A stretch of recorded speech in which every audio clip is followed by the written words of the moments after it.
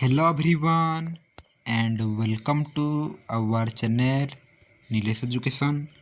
देख आज आम दशम श्रेणी बा तुम 10th क्लास I1 एग्जाम साहित्य जहाँकि प्रथम भाषा ओडिया फास्ट लैंग्वेज ओडियार किसी प्रश्नोत्तर गुड़िक करवा या तुम प्रैक्टिस सेट। देख I1 बा तुम fast language Odia right internal assessment 1 exam class 6 दशम श्रेणी तुम प्रथम भाषा ओडियार आम प्रश्नोत्तर गुड़िक करवा 2025-26 मैंने यही शिक्षा वर्ष तुम इंपोर्टाट रईट ए वर्ष एग्जाम इंपोर्टाट टाइम पिला मैंने तुम 30 मिनट और फुल मार्क 10 ओके जेहेतु बोर्ड तरफ कहुई 10 मार्क तेणु बहुत गुड़िए स्कूल 10 मार्क करेंगे हे तो तुम स्कूल 20 कि 30 राइट एमती ही करपारती एमती करेंगे मेन जदि आम देखा राइट 10 मार्क आम देखा नेक्स्ट मुझे तुमको अनेक गुड़िए प्रैक्टिस सेट कराइबी ओके देन देख ये जदि आम देखा तुम ये देख तुम थी राइट तुम ये तुम नाम लिख सेमती रोल नंबर लिख राइट जहाँ तुम थी देन सेक्शन थी क्लास थी राइट सब लिख नेक्स्ट ये टीचर सिग्नेचर करेंगे खाता देखा तो देख आम पीरियडिक टेस्टर 2टी यूनिट देखा 5 मार्क लेखा 10 मार्क पीरियडिक टेस्ट देख यूनिट 1 गोटे लेखाएं वाक्य उत्तर दियो गोटे लेखाएं वाक्य उत्तर देव 1 मार्किया 5टी जहाँकि 5 मार्क ओके देख तुम जो I1 एग्जाम बा इंटरनल असेसमेंट एग्जाम रे 1 मार्किया प्रश्न ही आसो बहुत गुड़िए स्कूल एमती ही करेंगे राइट 1 मार्किया एग्जाम मैंने 1 मार्किया क्वेश्चन आंसर ही देवे राइट तेणु तुम 1 मार्किया गुड़िक ही बेसी प्रैक्टिस कर एक कह रही तुम समस्त मत उत्तर देव चैट बॉक्स रे समस्त उत्तर कह कमेंट बॉक्स में उत्तर देव उत्कल नदीकूलर समीकरण किपरि उत्कल नदीकूलर समीकरण किपरि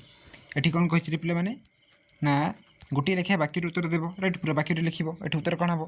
ये उत्तर कौन है ना उत्कल नदीकूलर ये कौन लिख उत्कल नदीकूलर समीकरण जल कण युक्त पुणी थे कहूँ लिख वाक्य पे मैंने पूरा वाक्य लिख जब शब्द कही था गोटे शब्द ही उत्तर लिखी था केवल उत्तरटा कि वाक्य मैंने तुम्हें पूरा वाक्य लिख राइट पूरा वाक्य लिख उत्कल 1 सेकेंड मुझे लिखिकी कहूँ देख ठीक एमती पूरा वाक्य लिख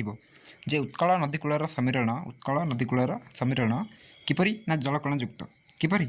जल कण युक्त राइट तो तुम्हें उत्तर दियो कौन है जल कण युक्त राइट तो तुम्हें पूरा वाक्य लिख नेक्स्ट उत्कल जननी देहरे कौन बोलाई मुझे केवल सर्टली उत्तर कहीदे तुम्हें कौन कर तुम परीक्षा जब पढ़ी राइट गोटे वाक्य उत्तर दियो तुम पूरा वाक्य उत्तर लिखले तुमको 1 मार्क मिल जब गोटे शब्द कही केवल गोटे शब्द ही डायरेक्ट उत्तर लिख जदि पूरा वाक्य ही लिख उत्कल जननी देहरे कौन बोलाई खर उत्तर दिए समस्ते राइट आंसर शत्रु मानकर रक्त शत्रु मानकर रक्त राइट लिखिपर मानकर रक्त लिख नेक्स्ट ग देख बंदे उत्कल जननी कवितार कविंकर क्यों भावना प्रकाश पाई ये सहज प्रश्न ना कि क्यों भावना ये उत्तर हो देशात्म बोध भावना राइट देशात्म बोध भावना प्रकाश पाई नेक्स्ट जीवा घ को महादेव को भीम सिंहनाद मागंतु बोली किए कही ये कौन हम भीम सिंहनाद रड़ी पाठ रही तो घर समस्त उत्तर दियो सहदेव हो आंसर सहदेव कि मागी पे मैंने ये उत्तर हो सहदेव ओके सहदेव लिख सॉरी नेक्स्ट देखा वो किए महादेव को सिंहनाद मागी किए पे मैंने भीम हो आंसर तुम्हें जान ना कि महादेव को भीम सिंहनाद मागतु बोली किए कही ना ये उत्तर हो तुम सहदेव किंतु किए जाकि मागी शिव को सिंहनाथ भीम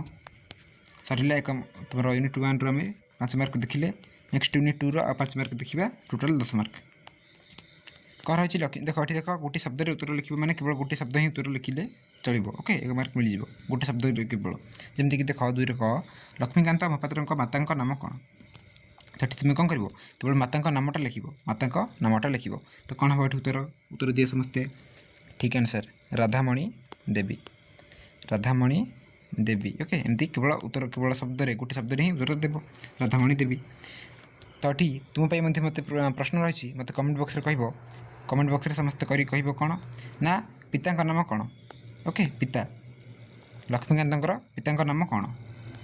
नेक्स्ट ख देख लक्ष्मीकांत जन्म होगा बेलू पिता वृत्ति कौन थी पिता वृत्ति राइट से कौन करते जिते लक्ष्मीकांत जन्म होते ये उत्तर कौन हे ये तुम उत्तर हो शिक्षकता राइट शिक्षकता हो आंसर से शिक्षक थे राइट शिक्षक पे पढ़ाऊे राइट तो शिक्षकता हो आंसर ग देखा नेक्स्ट लेखक क्या जन्मभूमि बोली कहते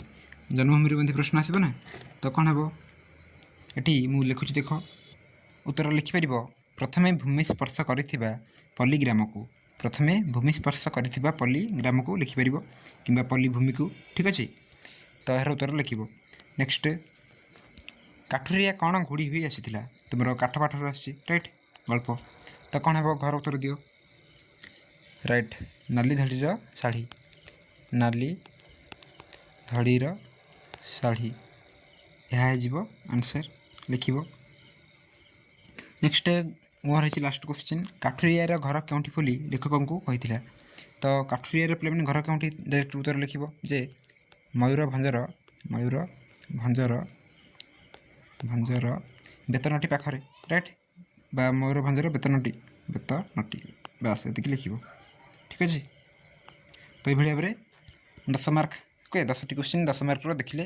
ठीक ये तुम आई1 एग्जाम हो ये टाइप हिं क्वेश्चन आसो गोटे शब्द गोटे वाक्य कि गोटे